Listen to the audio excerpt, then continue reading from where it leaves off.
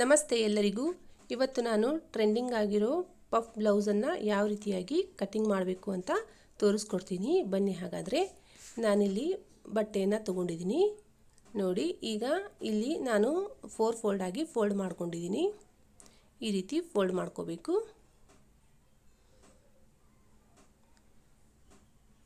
ಈಗ ಕೆಳಗಡೆ ನಾವು ಒಂದು ಲೈನ್ ಎಳ್ಕೋಬೇಕು. ಸ್ಟ್ರೇಟ್ ಆಗಿ ಮಾಡ್ಕೋಬೇಕು ಬಟ್ಟೆಯನ್ನು. ಮೇಲ್ಗಡೆ ಕೆಳಗಡೆ ಕೂಡ ಅದೇ ರೀತಿ ಸ್ಟ್ರೇಟ್ ಆಗಿ ಲೈನನ್ನು ಎಳ್ಕೋಬೇಕು. ಈ ರೀತಿ ಗೆರೆ ಎಳ್ಕೊಂಡು ಕಟ್ ಮಾಡಿದರೆ ಬಟ್ಟೆ ಸ್ಟ್ರೇಟ್ ಆಗುತ್ತೆ. ಆವಾಗ ನಮಗೆ ಕಟ್ಟಿಂಗ್ ಮಾಡೋದಕ್ಕೆ ಈಸಿ ಆಗುತ್ತೆ. ಕೆಳಗಡೆದು ಬಟ್ಟೆಯನ್ನು ಕಟ್ ಮಾಡ್ಕೋತಾ ಇದ್ದೀನಿ. ಈಗ ನೋಡಿ ಮೆಜರ್ಮೆಂಟ್ ತಗೋತಾ ಇದ್ದೀನಿ.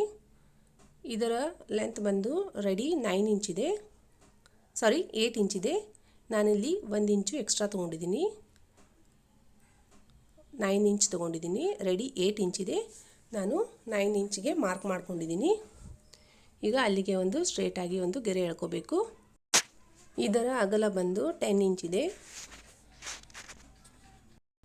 ಈಗ ಮೇಲ್ಗಡೆ 3.5 ಇಂಚಿಗೆ ನಾನು ಒಂದು ಮಾರ್ಕ್ ಮಾಡ್ಕೊಂಡಿದ್ದೀನಿ. ಈಗ ಅಲ್ಲಿ ಕೂಡ ಸ್ಕೇಲಿಂದ ಒಂದು ಗೆರೆ ಎಳ್ಕೋಬೇಕು.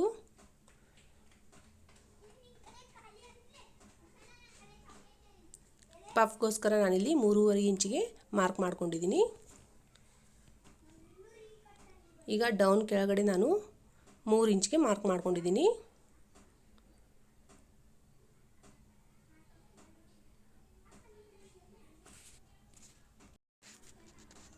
ಈಗ ಕೆಳಗಡೆ ಕೈ ಸುತ್ತಳತೆ 6 ಇಂಚಿದೆ. 6 ಇಂಚಿಗೆ ಒಂದು ಮಾರ್ಕ್ ಮಾಡಿಕೊಂಡು 1.5 ಇಂಚಿಗೆ ನಾನಿಲ್ಲಿ ಮಾರ್ಜಿನ್ ತೊಗೊಂಡಿದ್ದೀನಿ ಎಕ್ಸ್ಟ್ರಾ ಬಟ್ಟೆಯನ್ನು. ಈಗ ನೋಡಿ ಈ ರೀತಿ ಶೇಪ್ ಕೊಡಬೇಕು.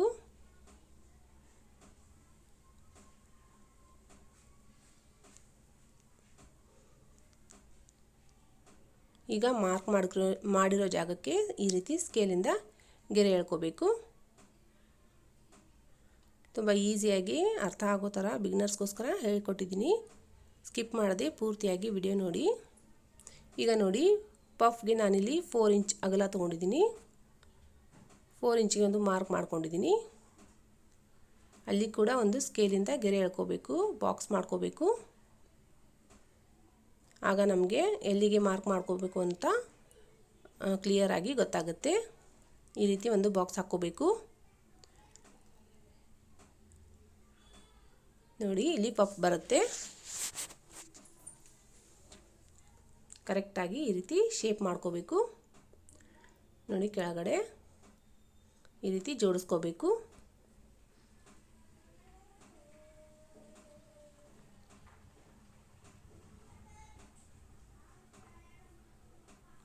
ನಿಧಾನವಾಗಿ ಹೇಳ್ಕೊಡ್ತಾ ಇದ್ದೀನಿ.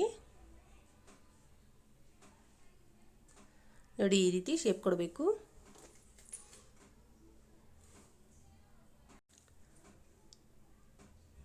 ಈಗ 1.5 ಇಂಚ್ ಅಷ್ಟು ನಾವು ಬಿಟ್ಟು ಇಲ್ಲಿ ಫ್ರಂಟ್ ಪಾರ್ಟ್ಗೆ ಒಂದು ಮಾರ್ಕ್ ಮಾಡ್ಕೋಬೇಕು.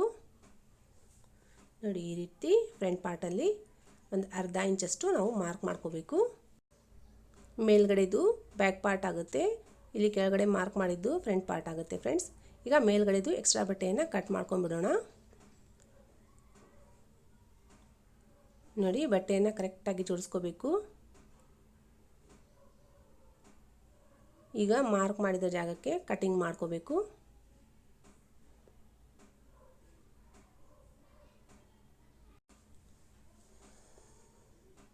ನೋಡಿ ಕರೆಕ್ಟಾಗಿ ನಾವು ಎಲ್ಲಿ ಮಾರ್ಕ್ ಮಾಡಿರ್ತೀವಿ ಅಲ್ಲಿ ಕಟಿಂಗ್ ಮಾಡ್ಕೋಬೇಕು. ಕಟ್ಟಿಂಗ್ ಸರಿಯಾಗಿ ಮಾಡಿದ್ರೆ ಸ್ಟಿಚಿಂಗ್ ತುಂಬ ಪರ್ಫೆಕ್ಟಾಗಿ ಬರುತ್ತೆ. ಹಾಗಾಗಿ ಕಟ್ಟಿಂಗನ್ನು ನಾವು ಯಾವಾಗಲೂ ಕರೆಕ್ಟಾಗಿ ಮಾಡ್ಕೋಬೇಕು. ನೋಡಿ ನಿಮಗೆ ನಿಧಾನವಾಗಿ ತೋರಿಸ್ತಾ ಇದ್ದೀನಿ.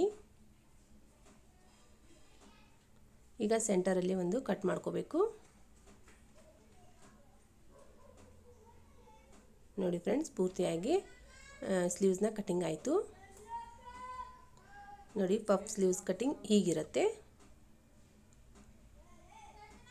ಇದು ರೆಡಿ 9 ಇಂಚ್, ಇದು ರೆಡಿ 8 ಇಂಚ್ ಆಗುತ್ತೆ ಫ್ರೆಂಡ್ಸ್. ತುಂಬ ಸ್ಟಿಚ್ ಮಾಡಿದ್ಮೇಲೆ ತುಂಬ ಸುಂದರವಾಗಿ ಕಾಣುತ್ತೆ.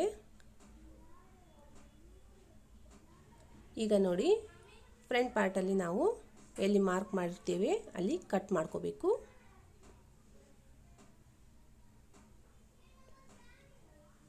ನೋಡಿ ಈ ರೀತಿ ಮೇಲ್ಗಡೆ ನಾವು ಯಾವಾಗಲೂ 1.5 ಇಂಚ್ ಬಿಟ್ಟು ಮಾರ್ಕ್ ಮಾಡಿರ್ತೀವಿ, ಅಲ್ಲಿಗೆ ನಾವು ಕಟ್ ಮಾಡ್ಕೋಬೇಕು ಈ ರೀತಿ.